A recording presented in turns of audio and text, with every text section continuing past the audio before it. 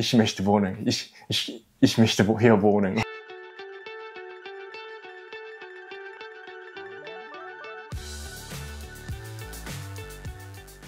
Hallo. Hallo. Herzlich willkommen in diesem Channel. Heute reden wir über Wohnungssuche in Japan und in Deutschland. Was ist schwieriger? Ja. Okay. Ja, meiner Meinung nach ist es so in Deutschland schwieriger als in Japan, denke ich. Ich dachte eigentlich Japan, weil so viele Leute in Japan leben, beziehungsweise vor allem in den großen Städten in Tokio. Ja. Ja, das stelle ich mir sehr schwer vor. Ja, Unterschied ist, dass man einfach in Agentur so für Wohnung einfach gehen, dann kann man ein paar Fragen oder Wünsche einfach stellen oder geben. Dann Agentur sucht einfach für dich. Zum Beispiel, wie lange sollte es vom Bahnhof bis nach Hause oder wie viel Zimmer, wie viel Quadratmeter, wie viel oder gibt es in der Nähe Supermarkt oder neue Wohnung oder alte Wohnung. Wirklich kannst du oder kann man wirklich viele Fragen stellen. Dann Agentur sucht für dich. Das ist easy. Ja, das ist wirklich easy. Agentur gibt dir wirklich ein paar Möglichkeiten oder ein paar Wohnungen. Dann kannst du durch die Wohnungen besichtigen. Und dann, wenn es dir gefällt, kann man einfach, ich möchte hier wohnen. Dann, okay, dann wann möchten Sie einziehen? Dann, ich möchte 1. April, dann fertig. Dann aber gibt es natürlich Miete und Kaution, aber manche Wohnungen oder manche Vermieter verlangen also eine Kaution und dann gibt es noch Rekin. Rekin ist wie nicht Bonus, sondern alles Dankeschön. So gibt es oft, wenn man Werbung so für Agentur im Fernsehen sieht, oft Rekin 0. Also Kaution und Geld für Dankeschön, nix oder sowas im Fernsehen kann man sehen. Deswegen. Das wäre sowas wie eine Gebühr? Ja, genau. Ja. Dann Kaution natürlich, wenn man wenn man sauber wohnt oder dann muss man oder bekommt man wieder zurück. Aber Rekin, also Geld für Dankeschön ist meistens nicht zurück. Also muss man wirklich aufpassen. Ja. Genau. Aber aus diesen Gründen denke ich wirklich einfach alles Deutschland. Also so ganz ohne Konkurrenz. Ja, genau. Man geht einfach hin und sagt, ich hätte gerne das. Genau. Und sie suchen für dich und sie haben dann was und dann sagst du, okay, die nehme ich. Ja, genau. Wow. Sogar du musst nicht dafür Geld bezahlen, oder für Agentur musst du nicht bezahlen. Einfach kostenlos kannst du Wohnungen besichtigen. Dann, genau, bekommen sie bestimmt vom Vermieter oder Geld so für Vorstellungen oder so. Deswegen. Also wenn diese Agentur mehrere, zum Beispiel 2, 3 Wohnungen zur Auswahl hat, kann man dann auch die Wohnung anschauen? Ja, genau. 2 oder 3 kannst wirklich verschiedene Wohnungen vergleichen. Dann welches möchtest du wohnen? Kannst du auswählen. Sogar alles kann man ablehnen. Doch, die gefallen mir gar nichts, deswegen doch nicht. Oder so aufpassen. Das ist ein Traum. Ja, genau. Aber wirklich in Deutschland anders. Ne? So, es war wirklich, als ich erstes Mal besichtigt, so, das war BG für BG-Besichtigung oder wie Casting. Ja, wirklich wie Casting. Ja, genau. Aber damals konnte ich fast kein Deutsch. Ich glaube, nur 1 Monat, 2 Monate damals in Deutschland. Dann ich wurde eingeladen, ich bin einfach hingegangen. Und dann 4, 5 Leute oder Bewohner waren da. Und dann, ich dachte damals, ich kann mich entscheiden, ob ich wohne oder nicht. Und dann, ich möchte wohnen. Ich möchte hier wohnen. Dann natürlich, ich habe fast nur das gesagt. Und dann, aber natürlich, ich habe mich so sehr freundlich, nett verhalten. Aber natürlich habe ich also keine Wohnung bekommen. Aber später, keine Firma besichtigt. danach habe ich gemerkt, okay, ich kann mich nicht entscheiden. Ja, das war wirklich peinlich. Ja, genau. Oh, ja. Irgendwie lustig, wenn du jetzt zurückdenkst. Ja, genau. Damals war echt peinlich. Und ja, Wohnung suchen in Deutschland wirklich anstrengend. So wenn man kein Deutsch oder kein Englisch spricht, kann man nicht kommunizieren. So, ja, vielleicht nur Einzimmerwohnung. Wenn man Einzimmerwohnung sucht, nur einfacher, wie viel Geld verdient, ein bisschen Englisch-Deutsch so kommunizieren. Vermieter, er verdient sehr gut, deswegen ich entscheide mich, bla bla bla, dann bekommt man. Aber für eine BG ist natürlich, muss man so mit Bewohnern gut reden oder ob es passt oder nicht. Ja, deswegen ist es wirklich anstrengend. Sehr. Ja, nein, ich wollte früher in Düsseldorf wohnen, dann, als ich habe eine Einladung bekommen zur Besichtigung. Als ich dort war, gab es mega viele Leute, obwohl ich glaube 4.000 oder 5.000 Euro so für Küche oder für Wohnung so ausgeben musste. Also zum Beispiel, es war schon eine Küche drin. Ja, genau. Und sie wollten die Küche nicht mitnehmen. Genau, verkaufen, aber trotzdem mega viele Leute. Und ich dachte sofort, ich habe keine Chance. Deswegen habe ich zwar bin ich daran, aber...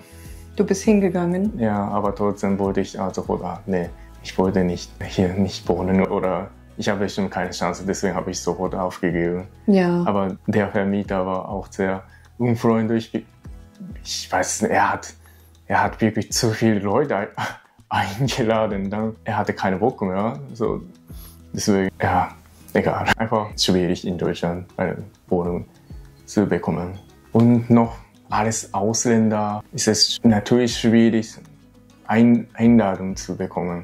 Aber meistens, als ich so Einladungen bekommen habe, meistens war Beispiel Vormieter Asiaten. Oder mag Vormieter so japanische Kultur oder ich war schon in Japan oder ein bisschen so, nicht Connection, aber so ein bisschen gemeinsame Interesse oder Vormieter war Asiaten oder aus China oder aus Taiwan, dann ein bisschen so eingeladen oder Einladungen bekommen so, oder vom Freund einfach, möchtest du bei uns oder wohnen, ich will aussehen, deswegen willst du sowas meistens. Da haben wir es schon mit Deutschland, so Deutschland-Japan. Wie bekommt man in Deutschland eine Wohnung? Ja. Was du gerade erzählt hast, würde man nennen Vitamin B. Ja, also genau. Man kennt jemanden, der vielleicht auch jemanden kennt. Ja, genau. Ansonsten wirklich schwierig in Deutschland eine Wohnung zu bekommen. Ja, genau. Ja, und ansonsten klassisch hast du auch schon so Webseiten ausprobiert hier in Deutschland wie ja, genau. Ich habe für Wohnungssuche. BG gesucht und Immobilie24 habe ich immer gesucht. Genau. Und dann sogar bei Immobilie24 habe ich so Geld bezahlt. Ich aber dann, auch, ja. Genau. Dafür, ich weiß es nicht, Prämie oder habe ich bezahlt. Und dann. Ja, also kompletter Unterschied. Also in Japan hat man eine Agentur, wo man hingeht und jemand sucht für dich und macht alles. Ja. Aber in Deutschland muss man sich selbst darum kümmern. Genau. Und man muss sich auf Portalen, Apps anmelden, wo Leute ihre Wohnungen posten. Genau. Und man muss sich selbst überlegen, was ist mein Budget, was möchte ich? Möchte ich einen Balkon oder möchte ich schon, dass eine Küche schon drin ist, weil manchmal ist auch noch keine Küche drin. Ja. Dann will man im Bad eine Dusche oder Badewanne und so Sachen. Oder wo genau in der Stadt oder im Umkreis, auf dem Dorf. Und dann muss man schreiben, muss man sich vorstellen online, hallo, ich bin Isabel und ich arbeite das und das und mein Gehalt ist das und so. Genau. Und auch Dokumente hochladen als Beweis. Ja, und dann wird man eingeladen oder ignoriert. Genau. Und dann kommen 10 Leute, 20 Leute gleichzeitig Ja. Und man läuft rum in der Wohnung mit dem Immobilienmakler oder mit dem Vermieter und es ist wie Competition. Ja, wirklich Competition. Also hätte ich jetzt wirklich nicht gedacht, aber dann ist die japanische Variante, eine Wohnung zu bekommen, ja super, wirklich super. Ja, genau, es wäre wirklich toll, wenn man in Deutschland auch so machen könnte, aber leider schwierig. Also ich habe noch nie sowas ausprobiert, aber in Deutschland gibt es bestimmt auch so Agenturen. Also wenn jemand von euch Bescheid weiß oder so, kann er gerne mal in die Kommentare schreiben. Und also, wie hast du in Japan eine Wohnung oder eine WG gesucht oder gefunden? Also ich bin ja über ein Working Holiday Visum damals vor fast 2 Jahren schon, bin ich nach Japan gegangen und dann habe ich online gesucht. Es gibt so, das heißt Share House für Ausländer extra. Also habe ich dann auf Englisch gesucht, Share House for Foreigner und es gibt auch zum Beispiel nur Frauen Share House.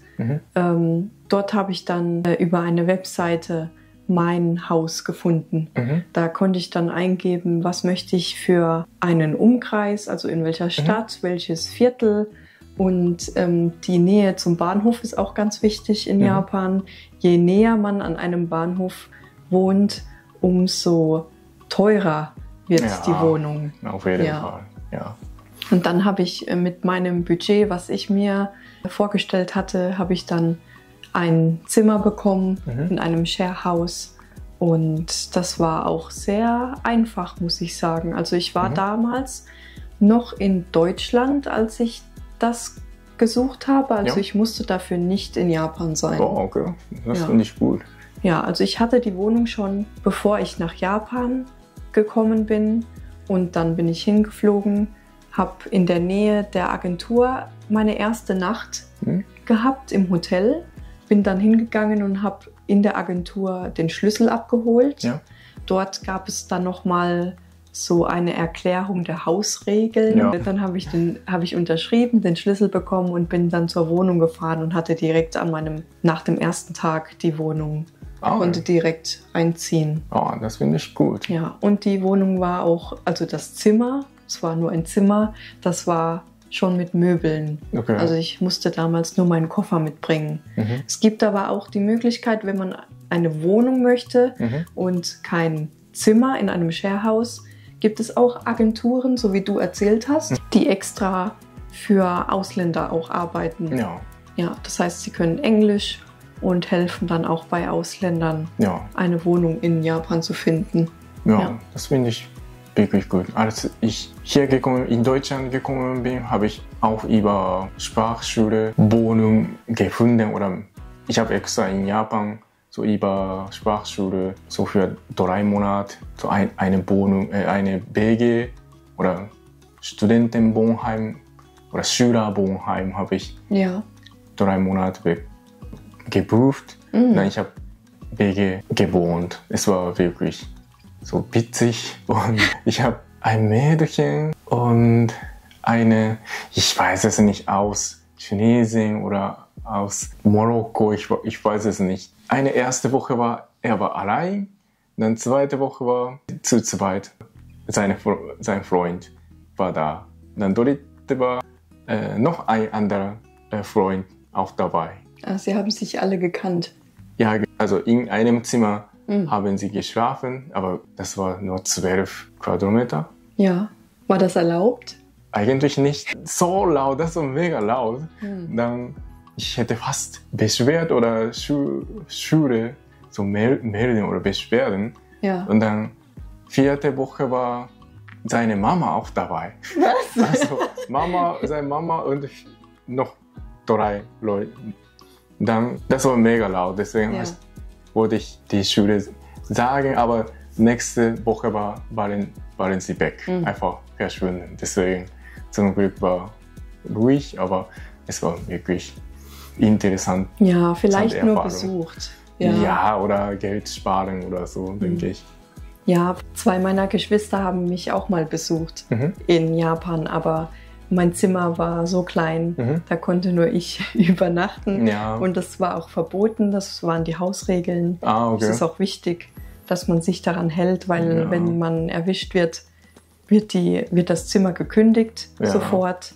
Und sie haben dann in einem Hotel übernachtet, aber zum Reisen manchmal haben sie ihre Koffer bei mir im Zimmer gelassen. Das war okay. Ja, lustige wirklich Storys. lustig. Ich hatte verschiedene. Ich bin wirklich in Deutschland, ich bin seit 12 Jahren, aber bin ich wirklich, wirklich viel oder öfter umgezogen. Also ich kann darüber wirklich bei anderen Videos erzählen, mein Leben oder so. Kann so Wohnstories. Ja, genau. Ja, cool. Auf jeden Fall kann man machen. Ja. Also haben wir schon heute über den Unterschied, so Wohnungsunterschied zwischen Japan und Deutschland. Also wenn euch unser Video gefällt, like bitte und abonniert. Ja, und abonniert bitte. Und wir freuen uns auf eure Kommentare auch. Ja, wir freuen uns. Ja, also wir sehen uns nächstes Mal. Bis nächstes Mal. Tschüss. Tschüss.